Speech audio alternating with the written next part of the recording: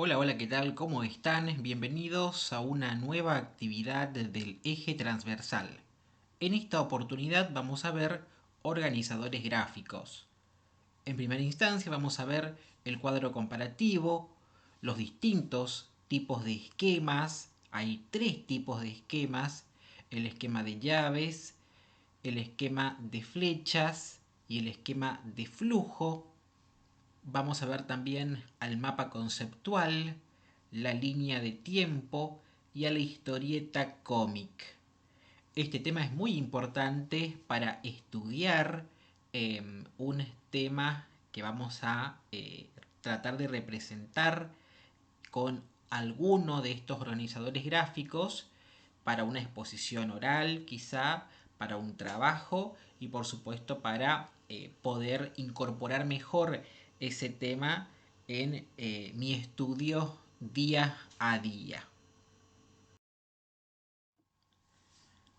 Luego de mirar esta microclase es importante que vayas a leer el material, ¿sí? En PDF que te vamos a facilitar por el grupo de WhatsApp que se denomina organizadores gráficos, donde vas a tener la explicación de manera precisa, de manera exacta, de cómo elaborar cada uno de estos organizadores gráficos, ¿sí? Para qué sirve cada uno de los organizadores gráficos, y por supuesto los beneficios de realizar un organizador gráfico y otro. ¿Sí? Es muy importante complementar esta microclase con este material de lectura que te estoy diciendo, organizadores gráficos, ¿sí? En formato PDF.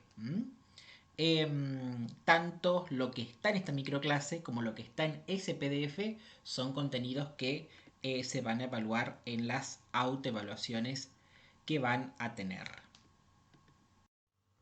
El cuadro comparativo es el primer organizador gráfico que vamos a ver. El cuadro comparativo es una estrategia que contribuye a identificar las semejanzas y diferencias de dos o más conceptos, teorías, acontecimientos, ideologías, etc., que permitan el posterior análisis. Y en esta imagen estamos viendo precisamente lo que es la estructura de un cuadro comparativo, que como bien podés ver es una tabla de columnas y filas. Sabemos que las columnas tienen esa característica de ser verticales, mientras que las filas son horizontales. Y este cuadro comparativo tiene partes, y estas partes son muy importantes conocerlas, porque, por ejemplo, esta parte del cuadro comparativo recibe un nombre especial, y ese nombre es el de categorías, porque acá van a estar justamente las categorías del cuadro comparativo. Este cuadro comparativo que te estoy mostrando tiene dos categorías. Las categorías siempre son horizontales. Este cuadro comparativo que te estoy mostrando tiene tres criterios que me van a permitir a mí armar este cuadro comparativo de semejanzas y diferencias. Los criterios siempre son verticales. Y finalmente, las características que son lo que me permiten a mí, digamos, ver qué semejanzas y qué diferencias tienen justamente las categorías que estoy comparando en base a los criterios. Y ahora vamos a ver un ejemplo de un cuadro comparativo. Pero es muy importante que vos sepas identificar siempre dónde están las categorías, que en este caso son dos categorías, dónde están los criterios, que en este caso son tres criterios, y las características, ¿sí? Que son tres características por categoría. Vamos a ver un ejemplo para que puedas entender mejor todo esto.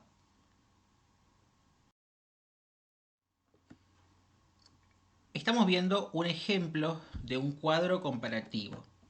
En esta oportunidad, como podrás ver, estamos viendo a un cuadro comparativo que me permite a mí comparar el sistema muscular con el sistema nervioso. Sistema muscular y sistema nervioso vendrían a ser mis categorías. Lo que yo voy a comparar. Y voy a ver qué semejanzas y qué diferencias tienen. Mientras que formado por función y unidad estructural celular vendrían a ser mis criterios que me van a permitir a mí comparar el sistema muscular y el sistema nervioso. Fíjate vos que los criterios son verticales, mientras que las categorías son horizontales. El sistema muscular está formado por el tejido muscular y el sistema nervioso está formado por tejido nervioso. Ambos casos, ambos sistemas, ¿sí? Están formados por tejidos, uno muscular y otro nervioso. Es una diferencia.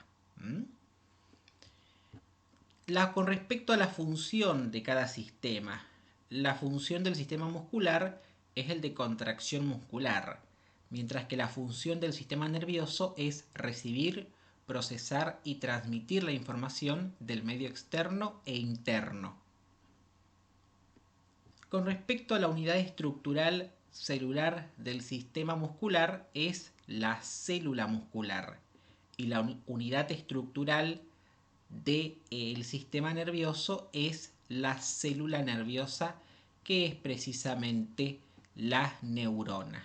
Una vez más, es importante que vos ubiques a las categorías, ¿sí?, que son horizontales, a los criterios, que son verticales, y acá te estoy marcando, ¿sí?, lo que son justamente las características que yo estoy comparando entre sistema muscular y sistema nervioso. Ese es justamente el objetivo de un cuadro comparativo.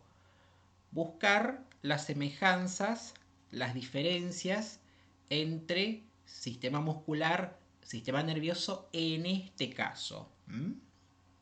Vos podés comparar más categorías, 3 categorías, 4 categorías, podés poner más criterios, 3, 4, 5, 6 criterios para comparar.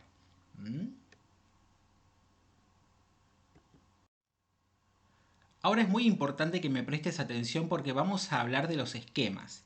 Y nosotros conocemos solamente 3 tipos de esquemas.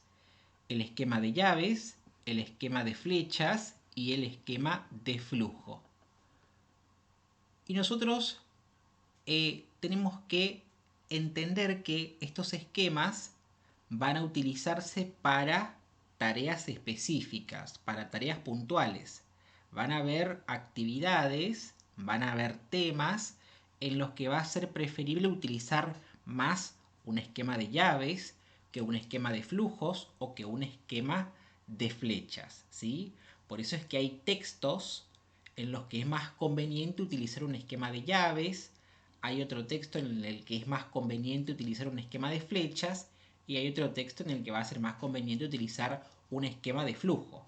Eso lo vamos a ir practicando más adelante en el cursado. El objetivo de esta microclase es que ustedes vean cuáles son los tipos de esquemas, para qué sirven y que puedan reconocer a simple vista cuando hablamos de un esquema de llaves, cuando hablamos de un esquema de flechas y cuando hablamos de un esquema de flujo. No es un objetivo que ustedes hoy, en esta semana, armen un esquema y puedan explicarlo. Simplemente el objetivo es que puedan reconocer y diferenciar cómo se ve un esquema de llaves de un esquema de flechas de un esquema de flujo. Ese es simplemente el objetivo.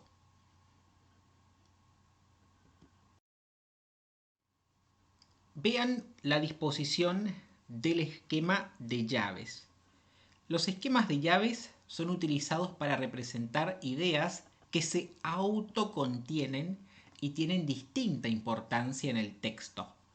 El esquema de llaves se caracteriza justamente por tener esto que estoy señalando en este preciso momento, que ustedes pueden ver que son llaves, ¿sí?, que están separando el tema, las ideas principales, las ideas secundarias y otros conceptos.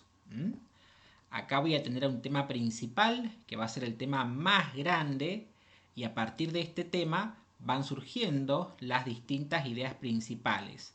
O sea que estas ideas principales van a estar dentro de este tema. A su vez, en esta idea principal hay ideas secundarias, que por supuesto están dentro de esta idea principal, y a partir de estas ideas secundarias van a surgir los conceptos, ¿sí?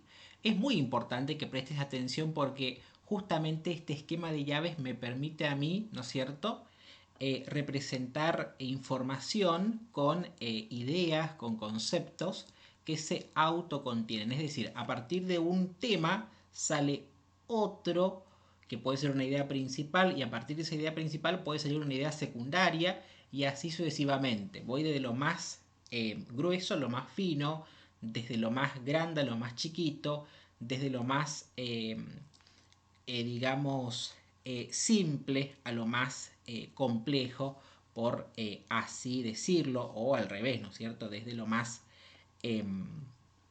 complejo a lo más fino, dependerá eso, por supuesto, del tema del que estemos hablando, ¿sí? Pero esta es la forma que tiene un esquema de llaves, y ese es justamente el objetivo de esta clase: reconocer cuando veo este esquema, saber que es precisamente un esquema de llaves y que este esquema de llaves es utilizado para representar ideas que se autocontienen e ideas que tienen distinta importancia en el texto. Vamos a practicar más adelante realizar un esquema de llaves con temas de interés para nuestra asignatura. En los esquemas de flechas vamos a ver dependencias o causas, ¿sí? A partir de este tema sale una idea principal, y a partir de esta idea principal sale una idea secundaria, ¿sí? En este caso tengo tres ideas principales, y a partir de cada idea principal, bueno, van surgiendo las ideas secundarias, ¿sí? Siempre tenemos que buscar que de las ideas principales salgan ideas secundarias, justamente para que nos quede más ordenado el esquema, para que nos quede más lindo el esquema, no como acá en esta tercera idea principal que no tiene ideas secundarias. Lo ideal es que tenga, ¿sí?, en lo posible, por supuesto. Así nos queda más lindo nuestro esquema, nos queda más ordenado y por supuesto más sencillo para entender. Bueno, un esquema de flechas tiene flechas, como podés ver, ¿sí? Esa es la característica que vos tenés que identificar, y me va a servir entonces para ver dependencias, causas de un tema principal, y a partir de ese tema principal las ideas que van surgiendo de ese tema precisamente, ¿sí? En un esquema de flechas que tenés que ver flechas, por supuesto, y vas a ver dependencias y causas cuando vas del tema a la idea principal y a la idea secundaria, ¿sí?, en cada uno de los casos, por supuesto. El esquema de flujo me permite representar procesos, y eso es muy importante porque el único esquema que me permite representar procesos es justamente el esquema de flujo. En este esquema de flujo vamos a ver óvalos, rectángulos, rombos, círculos y flechas. Los óvalos marcan el inicio y el término del proceso. Los rectángulos marcan actividad o procedimiento. Los rombos, decisión, se formula una pregunta o una cuestión. Los círculos son conectores, ¿sí?, son los enlaces de actividades dentro de un procedimiento. Y las flechas que van a indicar la dirección del proceso.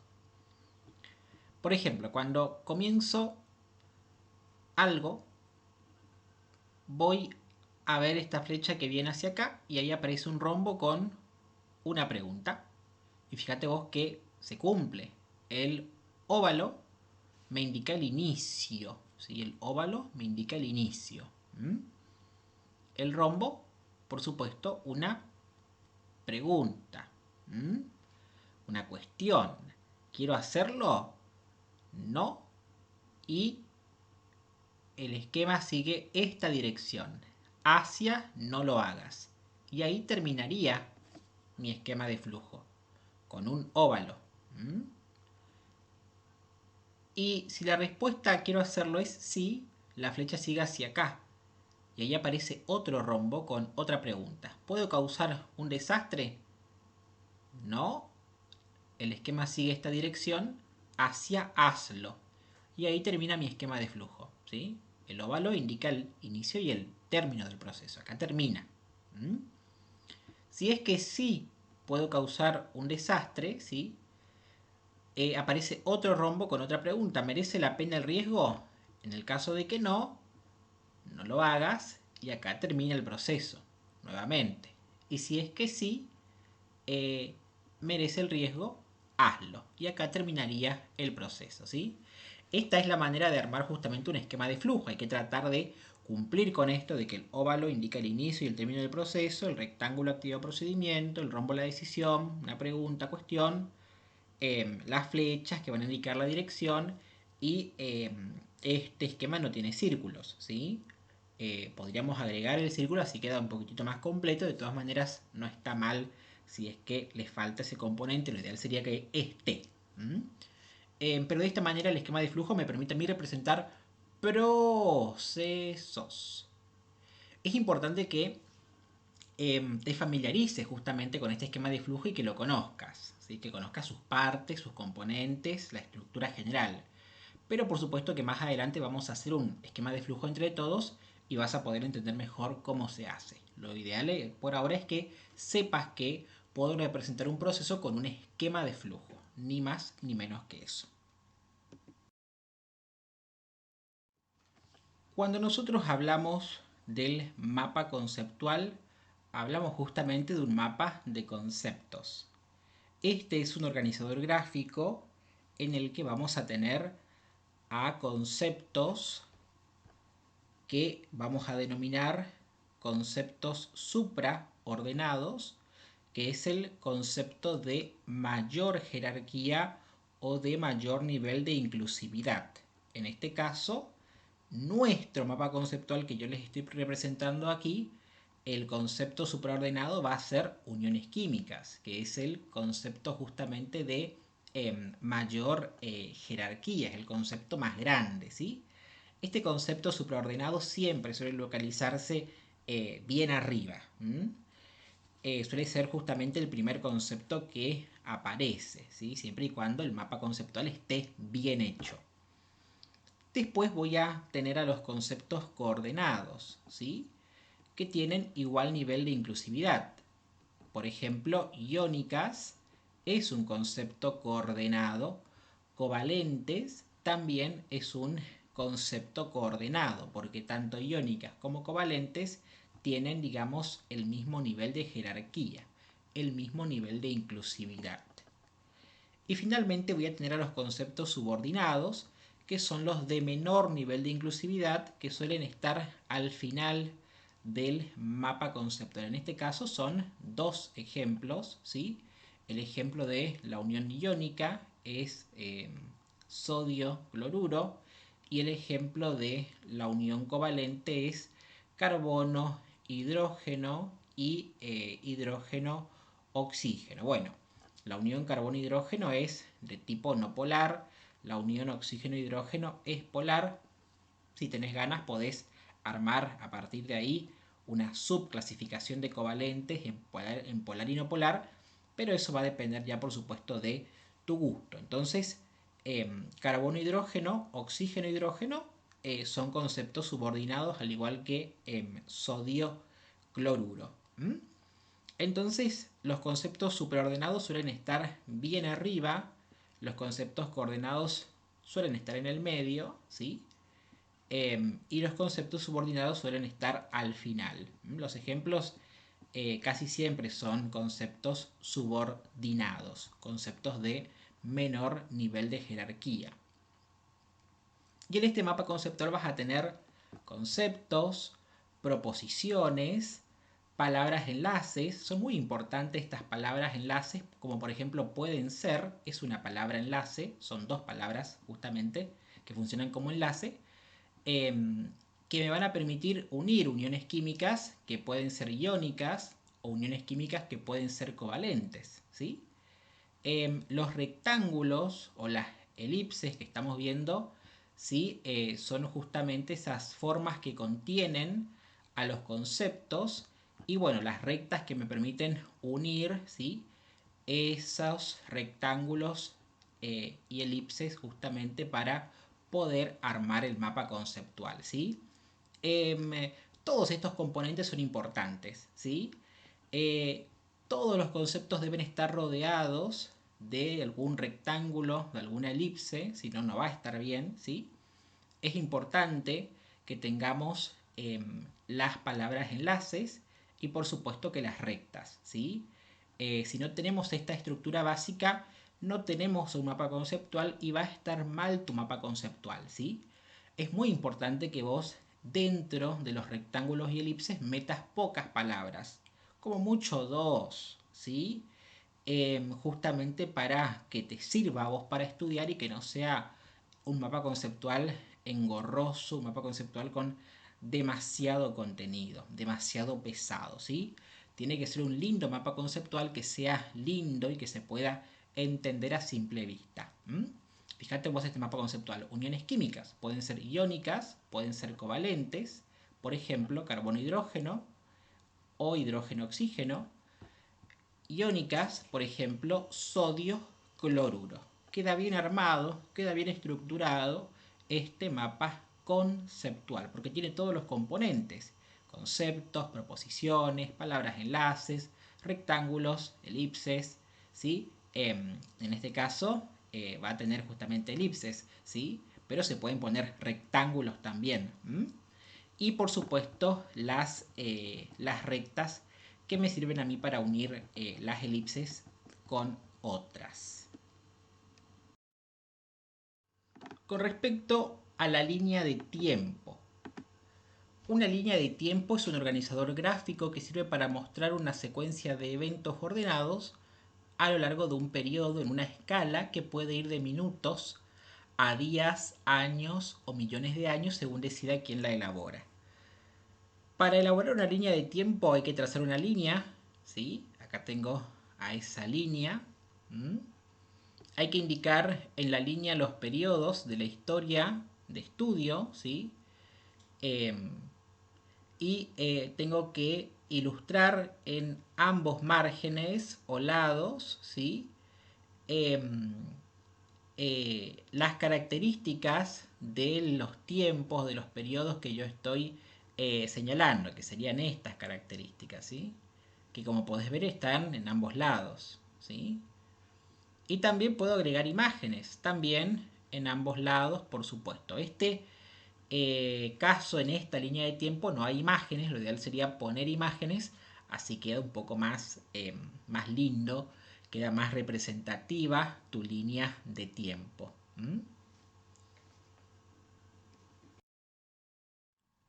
La historieta o cómic es un conjunto de viñetas que permite el relato de un tema utilizando textos breves e imágenes que representan el contenido. La secuencia permite desarrollar la comprensión de un tema. Relaciona e integra códigos verbales mediante textos y códigos no verbales por medio de imágenes, ¿sí? Y acá tenés algunos componentes de un cómic historieta, ¿sí? Las viñetas, que es todo esto, justamente, ¿sí? Dentro de esa viñeta voy a encontrar globos que me van a indicar las conversaciones de los personajes y por supuesto los dibujos que son infaltables en estos cómic historieta, ¿sí? es muy importante que te tomes el trabajo de leer, ¿sí? En detalle en qué consiste este organizador gráfico y por supuesto que sepas cómo elaborarlo y también que sepas cuáles son los beneficios de utilizar este organizador gráfico y qué nos permite justamente.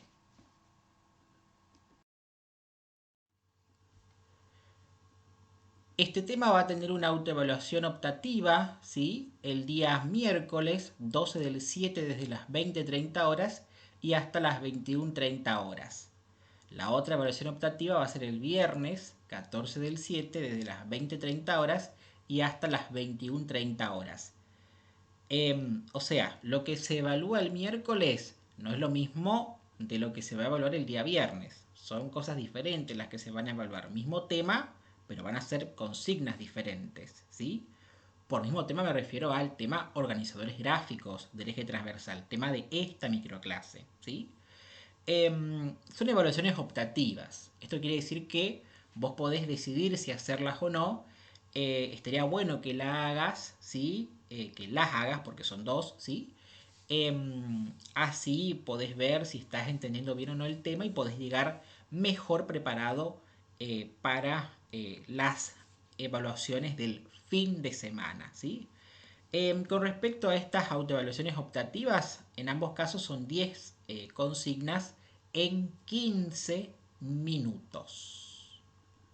Como bien te digo, vuelvo a recalcar, insisto, son autoevaluaciones optativas, ¿sí? Podés decidir si hacerlas o no. ¿Estaría bueno que las hagas? Sí, por supuesto. Siempre conviene hacer una autoevaluación que no hacerla. Ganás más haciendo una autoevaluación que no haciendo. Y finalmente, el día sábado 15 del 7 de las 20 horas y hasta las 22 horas vas a tener una autoevaluación obligatoria de 20 consignas en 30 minutos, por supuesto, vía aula virtual. Eso ha sido todo. Una vez más, te vuelvo a reiterar, lee el material textual que te vamos a facilitar por el grupo de WhatsApp, ¿sí? Para poder complementar los contenidos de esta microclase. Fue una primera, ¿sí? Un primer contacto con estos organizadores gráficos. Vamos a continuar viendo organizadores gráficos más adelante, así que no te preocupes si es que te queda la duda con respecto a alguno o si te confunde eh, algún tipo de organizador gráfico. Es normal, es común. Todos estos temas vamos a seguir trabajándolos más adelante. Nos vemos en una futura microclase del eje transversal. Hasta la próxima.